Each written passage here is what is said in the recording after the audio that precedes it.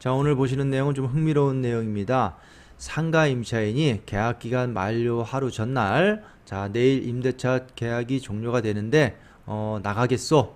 내일 계약 종료되니까 보증금 돌려주시오 라고 했을 때 내일 임대차 계약이 종료돼서 임대인은 보증금을 반환해 줘야 하는가 라는 문제입니다. 자, 일반적으로 우리가 계약기간 만료 시까지 임대인과 임차인 쌍방이 아무런 통보를 하지 않으면 묵시의 갱신이라 해서 임대차가 자동 연장이 되죠. 자, 일단 여기 사례를 한번 보고 설명을 드리겠습니다. 여기 상가가 있어요. 상가가 있습니다. 자, A라는 임차인이 B 소유 상가를 임대료 보증금 3천에 월 180만 원에 임대를 했어요. 임대 기간은요 2년을 했고요. 2022년 6월 1일부터 2024년 5월 31일 딱 2년을 계약을 했어요.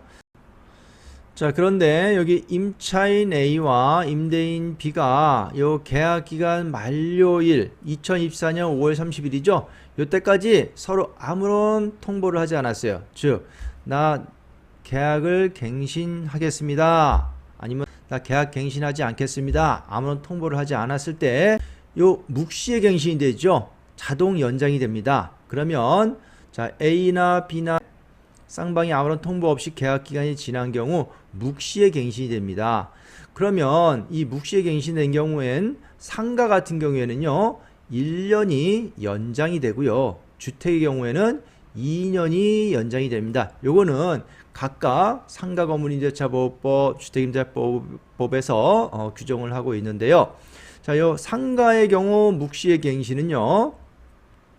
상가건물임대차보호법 제10조 사항을 보시면 임대인이 제1항의 기간, 1항의 기간은요. 임대차 기간이 만료되기 6개월 전부터 한 달 전까지, 자, 쉽게 얘기해서 한 달 전까지, 자, 임대인이 제 한 달 전까지 임차인에게 갱신 거절의 통지 또는 조건 변경의 통지를 하지 아니한 경우 그 기간이 만료된 때에 전 임대차와 동일한 조건으로 다시 임대차한 것으로 본다라고 해요.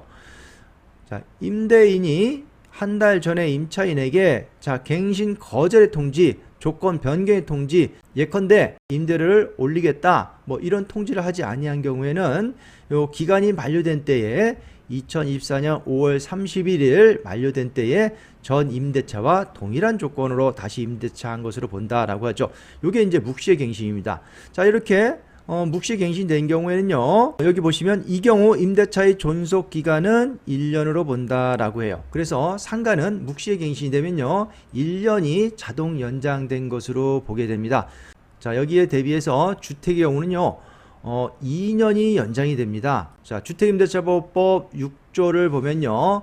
임대인이 임대차 기간이 끝나기 6개월 전부터 2개월 전까지, 자, 쉽게 얘기해서 2달 전까지 갱신 거절의 통지, 나 갱신하지 않겠다, 또는 계약 조건을 변경하지 아니하면 갱신하지 아니한다는 뜻의 통지, 자, 임대료를 올리겠다 뭐 이런 통지를 아니한 경우, 아무런 통보를 하지 않은 경우 전 임대차와 동일한 조건으로 다시 임대차한 것으로 본다. 자, 이렇게 묵시의 갱신이 됩니다. 그러면 저 묵시의 갱신이 된 경우에는요. 여기 보시죠. 1항의 경우 임대차의 존속기간은 2년으로 본다라고 해요. 묵시의 갱신이 된 경우에는 주택의 경우 2년이 연장된 것으로 보게 됩니다. 자, 지금까지 묵시의 갱신을 이렇게 설명을 드렸고요. 지금 쟁점은요. 임차인 A가 계약 만료 하루 전에 갱신 거절 통지한 경우 임대차 종료 시점은 어떻게 되는가 라는 거예요.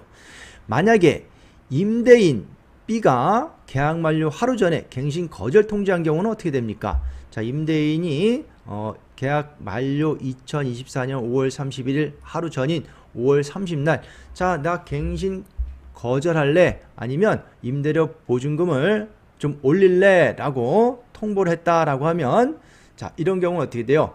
자, 임대인의 경우는요. 계약기간 한 달 전까지 갱신 거절의 통지 또는 조건 변경의 통지를 해야지만 되고요. 그렇지 않은 경우에는 어떻게 되죠? 묵시의 갱신으로 연장이 됩니다.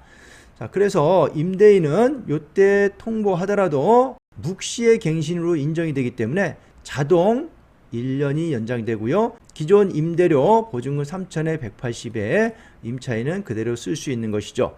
자, 그렇다면 임차인의 경우 한 달 전에 통보를 하지 않고 하루 전에 갱신거절 통지를 했다.